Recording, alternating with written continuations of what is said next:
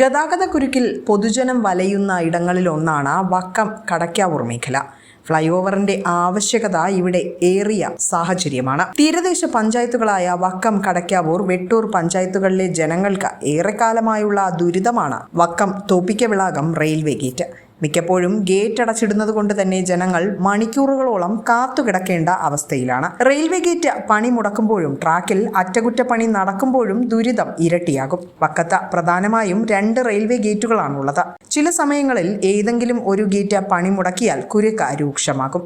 Fly over നിർമ്മിക്കണമെന്നാവശ്യപ്പെട്ട Anchuthengu സംരക്ഷണ സമിതിയുടെ നേതൃത്വത്തിൽ ഇതിനു മുൻപ് അടൂർ പ്രകാശ് എംപിക്ക് നിവേദനവും നൽകിയിരുന്നു.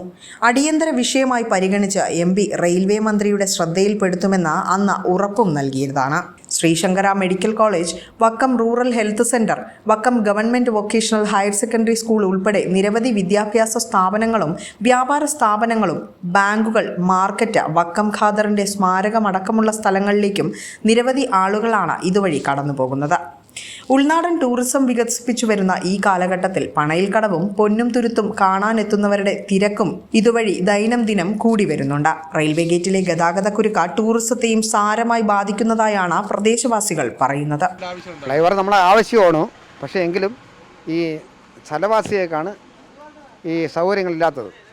സ്ഥലവാസിയേക്ക് നമ്മൾ റോഡിൻ്റെ ഇങ്ങോട്ട് കടന്നു വരുമ്പോഴത്തേക്കും ഈ 2 വീടുകൾ അങ്ങോട്ടും ഇങ്ങോട്ടും മാറിപ്പോകും. രണ്ടും റെയിൽവേയുടെ സൈഡാണ് രണ്ടും. അപ്പോൾ അങ്ങനെ വരുമ്പോഴത്തേക്കും ഇത് വരുമ്പോഴത്തേക്കും എല്ലാ വീടുകളും പൊളിച്ച് മാറ്റേണ്ടി വരും. പൊളിച്ച് മാറ്റുമ്പോഴത്തേക്കും ഫ്ലൈ ഓവർ വരുമ്പോഴത്തേക്കും ഇതിനടിക്ക് ആയിപ്പോൾ എല്ലാ വീടുകളും. മെയിനായിട്ട് ഫ്ലൈ ഓവർ വരുന്നത് ഈ ഗതാഗതക്കുരുക്ക് കാരണം.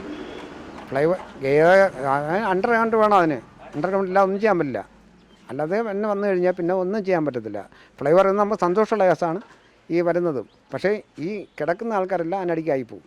പിന്നെ അണ്ടർഗ്രൗണ്ട് ഉണ്ടെങ്കിൽ എന്തെങ്കിലും ചെയ്യാൻ പറ്റത്തുള്ളൂ, അല്ല ഒന്നും ചെയ്യാൻ പറ്റത്തില്ല. പിന്നെ നമ്മളെ സ്കൂളിൻ്റെ കേസിൽ നിന്ന് ഇവിടെ വന്ന് പഠിക്കുന്ന കുട്ടികൾ മാത്രമല്ല പുറത്തുനിന്നുള്ള ആൾക്കാരും വരാറുണ്ട്. ഈ വന്നിട്ട് ഇവർ ഈ